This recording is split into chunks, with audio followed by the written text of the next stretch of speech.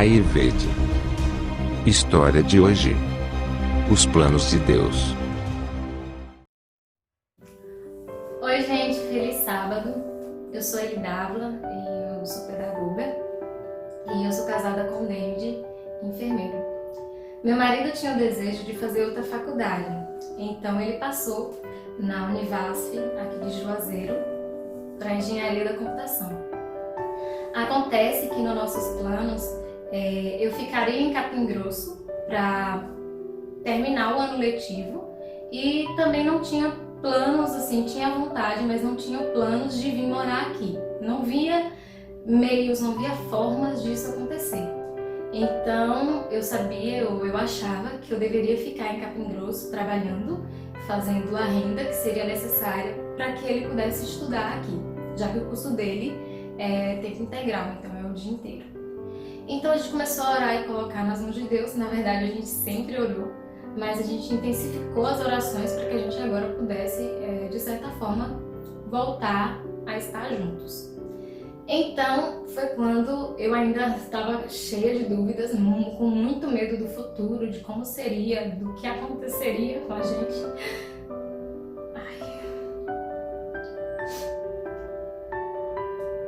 Eu tinha muita insegurança, essa é a verdade.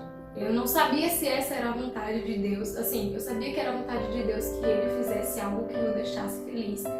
Porém, eu não sabia se vir pra cá e ficar do lado dele era exatamente o que Deus queria pra gente na época.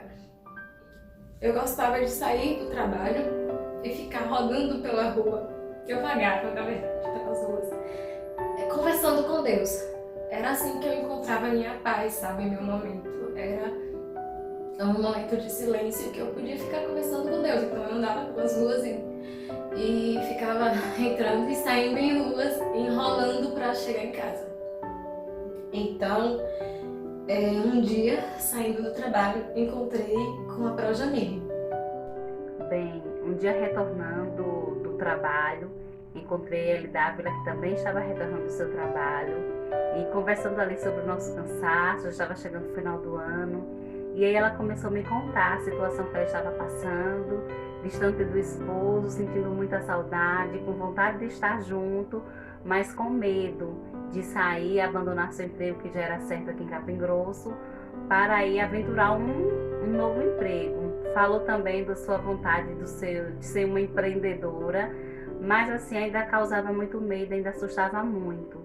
Mas aí naquele momento eu falei para ela que nós precisamos ter fé. Contei um pouco da minha história, a qual vocês já conhecem. Quando saí da escola, saí pela fé, saí acreditando que Deus iria preparar algo melhor para mim. E eu falei para ela que naquele momento ela também deveria ter fé.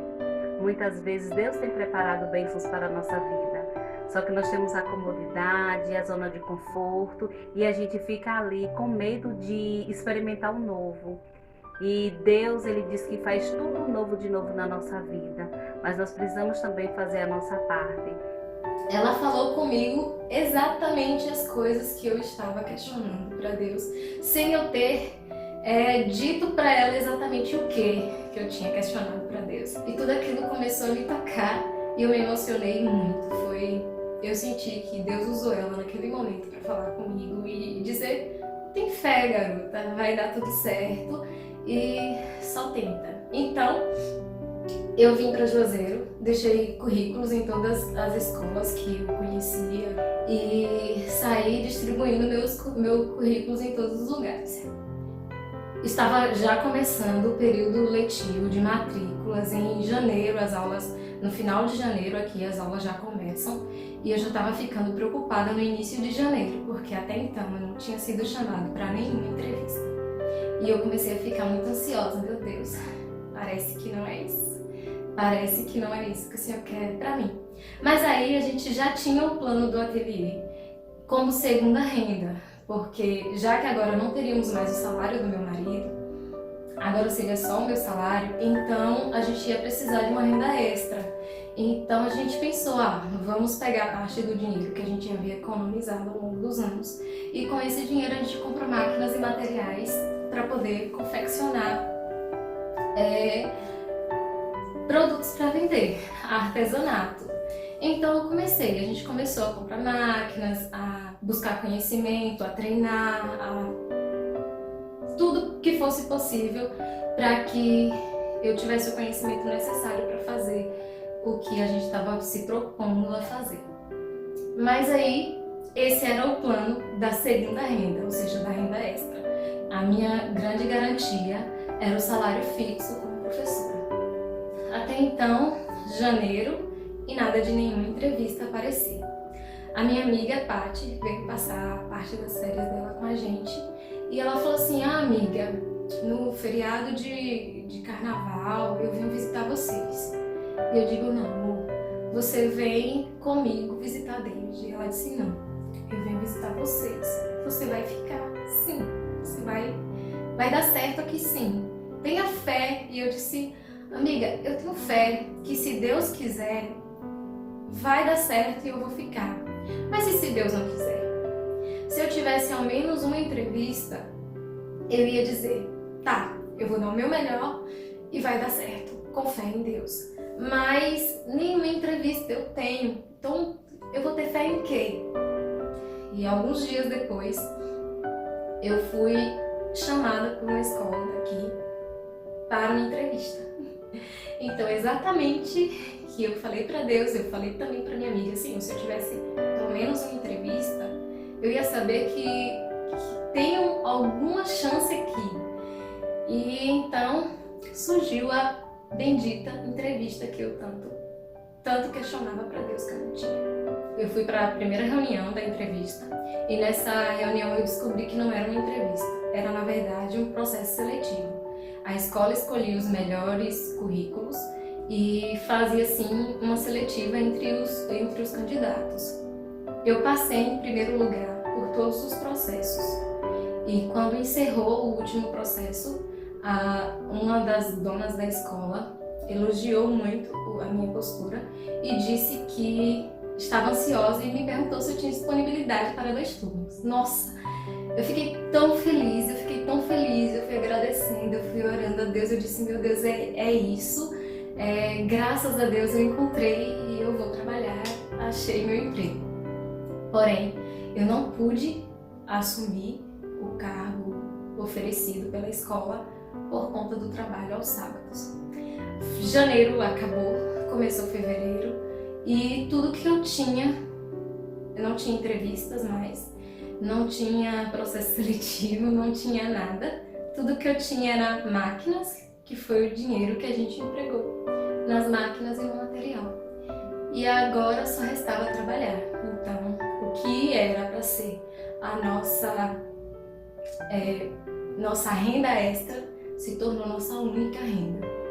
Então eu comecei a trabalhar de dia e noite, tentando melhorar, não ficava bom, fazia de novo e às vezes eu ficava insatisfeita, mas eu orava a Deus e dizia: Senhor, me dá sabedoria, porque é com isso aqui que eu vou comer, então eu preciso ser boa no que eu estou fazendo. Então eu fui treinando e fazendo e trabalhando até que o ateliê foi ganhando alcance, as pessoas começaram a vir nos procurar para fazer orçamento, para fazer pedido, pessoas começaram a retornar dizendo que gostou, que quer mais, que quer presentear, que quer para dar de presente, que quer para... E eu fui ficando muito feliz com o crescimento que o ateliê estava tendo e isso foi... Eu fui vendo que Deus, Ele sabia de tudo. Deus sabia de tudo e Ele estava nos guiando da forma dele, não da que eu queria, não era do jeito que eu queria, mas era a forma que Deus... Era a forma dele, era do jeito de Deus, sabe? Perfeito, do jeito dele. A gente foi ganhando ajuda de pessoas assim que eu nem imaginava que iria nos ajudar, que iria vestir a camisa. Bom, falar de Eli Dávila para mim é um prazer, né? Falar dos dois, tanto Eli Dávila quanto David. Nós já trabalhamos juntos aqui na igreja, como líderes, e assim, percebo o quanto que Eli Dávila sempre foi muito dedicada naquilo que ela faz. Toda vez que posso, faço a maior propaganda das coisas que ela produz. Toda vez que preciso presentear alguém, é atrás de Eli Dávila que vou. Percebo o carinho que ela tem de cada cliente e temos a certeza de que esse crescimento é a obra de Deus também na vida deles. Porque para quem começou há tão pouco tempo atrás e hoje produz coisas assim muito lindas, realmente a gente só nota o quanto que Deus tem trabalhado na vida deles. Pessoas que não estavam pedindo nada em troca, pessoas que, por pura bondade mesmo, resolveram nos ajudar, facilitando assim com que os produtos do ateliê fossem ainda mais longe, fosse para muitas outras pessoas. Eu fiquei sabendo do ateliê, isso mais ou menos meio de setembro do ano passado, 2019, quando o David já tinha ido embora para Juazeiro e ele estava só esperando aqui resolver as coisas dela para poder ir também. E de primeira eu disse isso a ela, né, que eu abraçava a ideia, que eu estava ali para ajudar. E realmente eu fiquei muito apaixonada pelas ideias que ela tinha sobre o ateliê. Aí logo depois ela me apresentou o que ela tinha comprado, qual era a intenção dela, o que ela queria fazer, e mostrou as coisas. E assim, eu ficava olhando pra minha amiga e falava, gente, minha amiga é uma artesã de verdade. Porque assim, eu sabia o quanto ela tinha de potencial. E eu nunca duvidei da capacidade dela, mas eu ficava impressionada com as coisas que ela conseguia fazer. E assim, não foi tomado um curso, não foi nada, era dom, e eu ficava impressionada o quanto Deus tinha abençoado ela com esse dom. Eu sei que o projeto desse ateliê, eu sei que tudo o que está acontecendo é porque foi um projeto de Deus na vida deles. E eu, assim como amiga, ela disse que eu sou funcionária dela, tô pensando ainda, a gente tá precisando organizar nossa vida financeira aí, mas da mesma forma que eu faria por qualquer uma amiga minha, eu faço com ela. Já disse várias vezes que minhas amigas eu trato como se fosse minha irmã. Eu sempre digo a ela que ela é como se fosse a irmã que Deus me deu de outra mãe. E eu me sinto parte desse projeto. Tudo começou quando eu vi uma postagem de uma colega minha, chamada Patrine, sobre esse chaveirinho aqui. Ela postou e eu gostei muito. Logo em seguida, eu já fui seguir o Instagram, Ateliê Negra Flor. Fiz o meu pedido com Ellen e quando eu recebi o pedido do chaveiro, eu fiz uma postagem nas minhas redes sociais. Logo em seguida, muitas pessoas começaram a me mandar mensagem perguntando onde foi que eu fiz, como é que fazia para adquirir o chaveiro, e logo em seguida eu já indiquei. Acabou que eu mesma fiz os pedidos para Ellen e eu mesma fiz as entregas. E a partir de aí, continuou os pedidos e estamos aí até hoje fazendo as entregas desses chaveiros. E os amigos começaram a compartilhar e aos poucos o que parecia ser uma loucura foi se tornando a fonte de renda da nossa família, a fonte de renda da nossa casa. E assim, nós não somos uma empresa grande com vários funcionários e não temos uma renda, nenhuma margem de lucro grandíssimo que a gente diga nossa, mas para quem não sabia nem se ia ter salário no próximo mês, anotar um pedido é agradecer a Deus. Então, toda vez que eu anoto um pedido, eu agradeço a Deus. Toda vez que eu concluo um pedido, eu agradeço a Deus. Toda vez que a gente entrega os pedidos, eu digo obrigado, Senhor. E toda vez que o cliente retorna agradecendo, eu digo obrigado, Senhor.